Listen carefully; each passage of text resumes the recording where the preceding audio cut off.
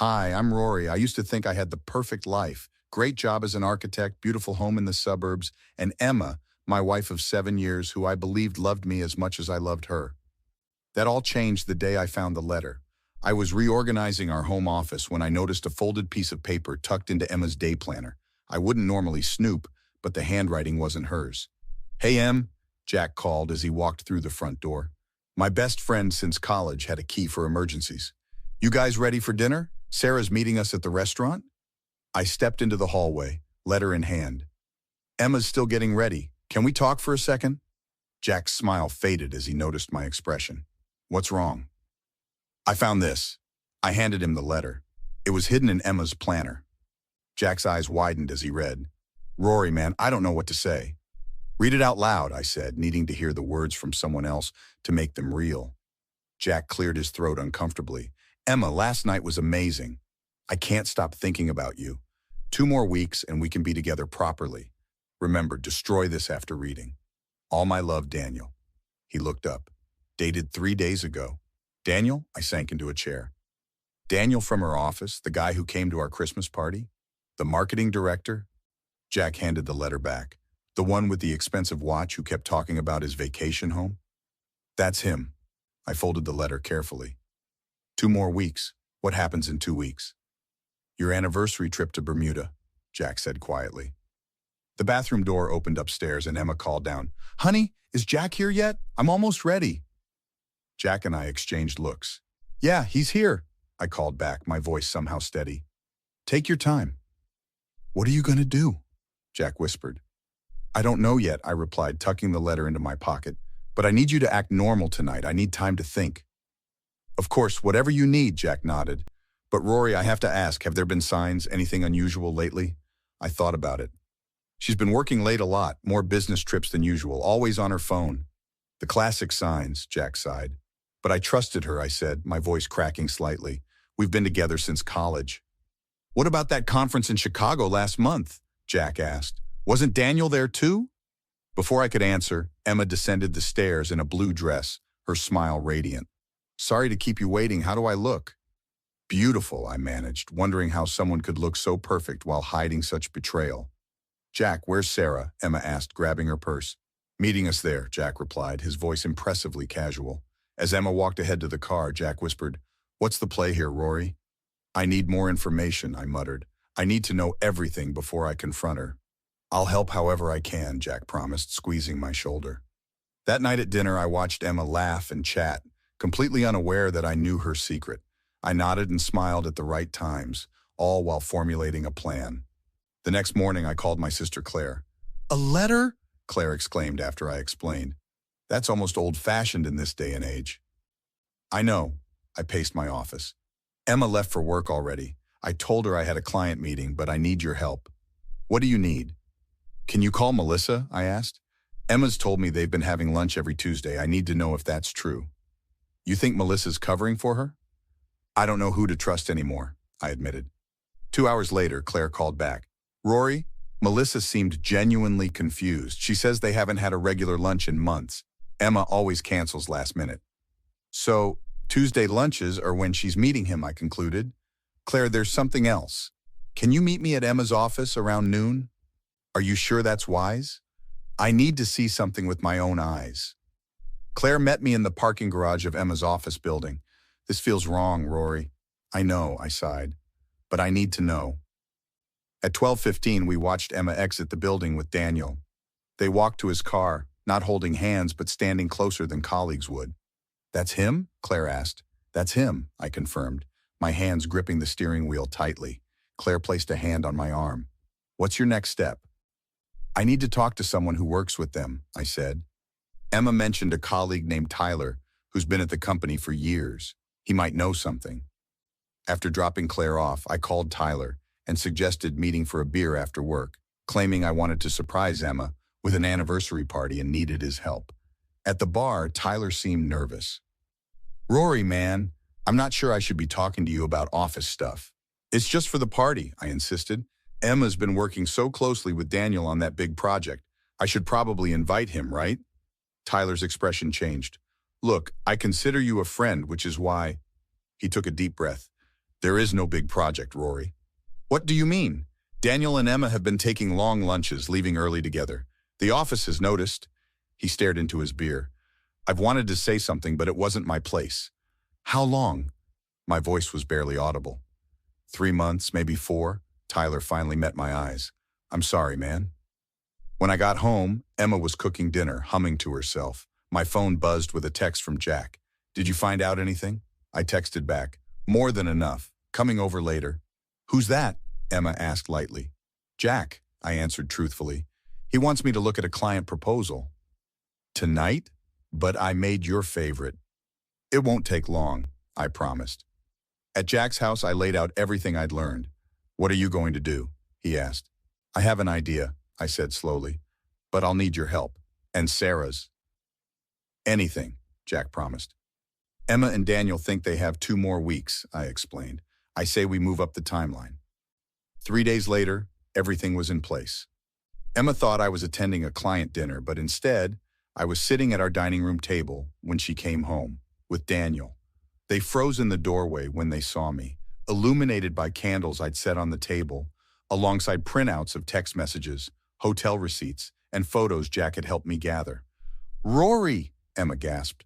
What are you doing home? I thought that I had a client dinner, I finished calmly. No, that was a lie.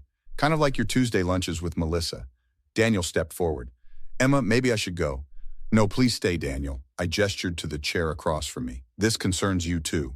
Rory, I can explain, Emma started. Can you explain this? I held up the letter. Or these hotel receipts? Or why your colleague Tyler says there's no big project you've been working on? Emma's face drained of color. You've been investigating me? Wouldn't you, if you found a love letter from another man in your spouse's planner? My voice remained steady. Please sit down, both of you. Surprisingly, they complied. How long has this been going on? I asked. Emma and Daniel exchanged glances. When neither answered, I continued. 4 months, according to Tyler. That predates the Chicago conference. Was that the beginning or had it started before then?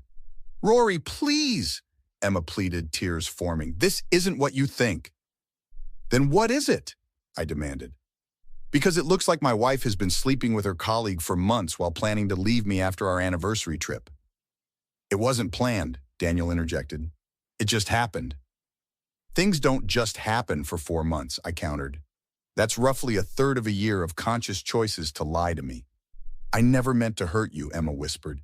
Yet here we are. I spread my hands. With evidence of hotel stays, lunches, and this particularly damning letter about being together properly in 2 weeks. The doorbell rang. That would be our guests, I said. Guests? Emma looked panicked. I opened the door to reveal Jack, Sarah, Claire, and Melissa. What is this? Emma stood up. An intervention? Witnesses, I corrected. Please, everyone have a seat. Melissa stared at Daniel in shock. So it's true? The rumors at the office? Rumors? Emma turned to Daniel. People know? Everyone knows, Em, Melissa said softly. I just didn't want to believe it. This is private, Daniel protested. Like the privacy of my marriage that you invaded? I asked calmly. No, I wanted everyone here because I wanted the truth exposed completely. No more secrets. Rory, can we please talk alone? Emma begged. We're past that point, I said. You've had plenty of chances to talk to me alone. Instead, you chose to talk to Daniel. I'm sorry, she sobbed. I made a terrible mistake. We can work through this.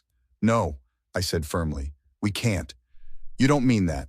Emma reached for my hand. 7 years, Rory. 7 years can't end like this. It already has. I withdrew my hand. I filed for divorce this morning. Daniel stood abruptly. This is ridiculous. Emma, let's go. She's not going anywhere with you, Claire interjected. Stay out of this, Daniel snapped, grabbing Emma's arm roughly. Jack stood up. Let her go, man. Or what? Daniel challenged, his face reddening. Or I'll call the police and report assault, Jack replied calmly, holding up his phone. Your choice. Daniel released Emma's arm but pointed at me. This isn't over. You'll regret this. Is that a threat? I asked, phone already recording. Please clarify for the record. Daniel glared but said nothing more as he stormed out, slamming the door. Emma collapsed into a chair, sobbing. Rory, please, can't we just talk about this? There's nothing left to say, I replied. You lied to me for months. You planned to leave me. The only reason we're having this conversation is because I found that letter before your plan could unfold. I was confused, Emma insisted. Daniel made me feel special, appreciated. It was just a fling that got out of hand. A fling? Melissa interjected. Emma, you told me you were working late all those nights. I covered for you with Rory when you called in those fake emergencies. Emma paled. Melissa, Don't, Melissa cut her off. I thought we were friends. Real friends don't ask friends to lie for them. I didn't know what else to do, Emma whispered. You could have been honest, I said simply. If you were unhappy, you could have told me. We could have gone to counseling, worked on our marriage, or if you wanted out, you could have asked for a divorce. Instead, you chose deception. What happens now? Emma asked, wiping her tears. My lawyer will contact yours, I replied. I expect a clean break with no complications. You're getting what you wanted, freedom to be with Daniel, just sooner than planned. 2 months later, I sat in my attorney's office as we finalized the divorce settlement.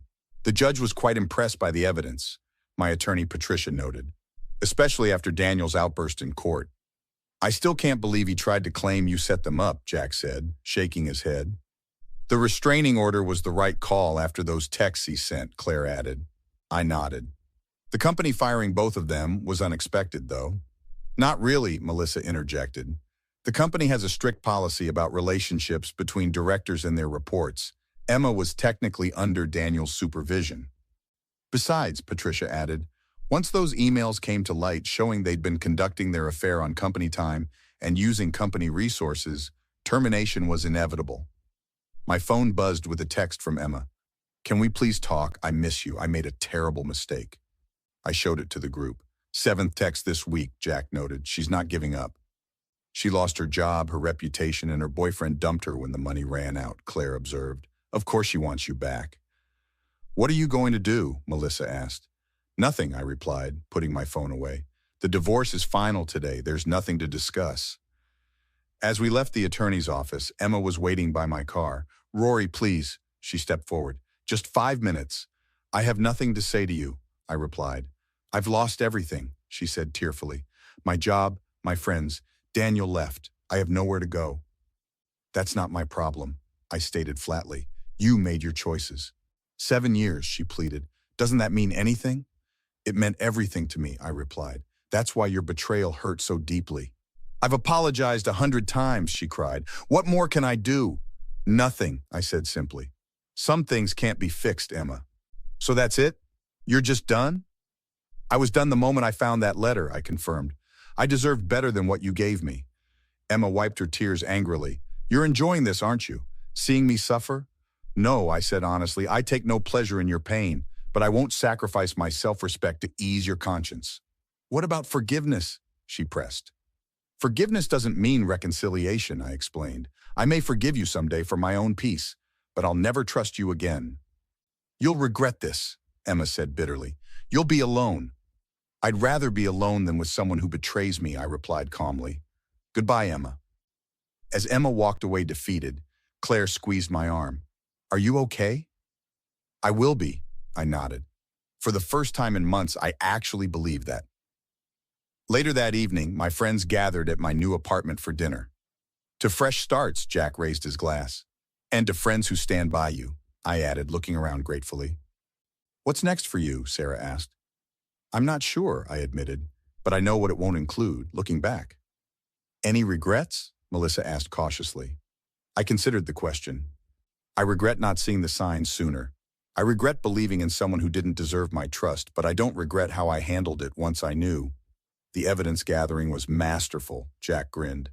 The public confrontation was better, Claire laughed, the look on their faces. Tyler raised his glass. I heard Daniel's been blacklisted by most firms in the industry. Turns out, this wasn't his first workplace affair. His reputation finally caught up with him, Sarah noted, and professionally, it's cost him everything.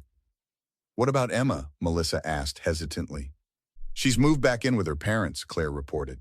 She called me last week asking for help finding a job. Did you help her? I asked, surprised. Claire shook her head. Some bridges can't be unburned. She made her choices. Speaking of choices, Jack interjected, I have news. Sarah and I are engaged. Congratulations erupted around the table as Sarah showed off her ring. Life goes on, Jack smiled at me. Some doors close so better ones can open. As laughter filled the room, I realized something important. While Emma had lost everything, I'd actually gained something valuable, clarity about who truly mattered in my life. Have you ever wondered, I asked my friends, how different things might be if I hadn't found that letter? How long would the deception have continued? What secrets might be hiding in your life just waiting to be discovered?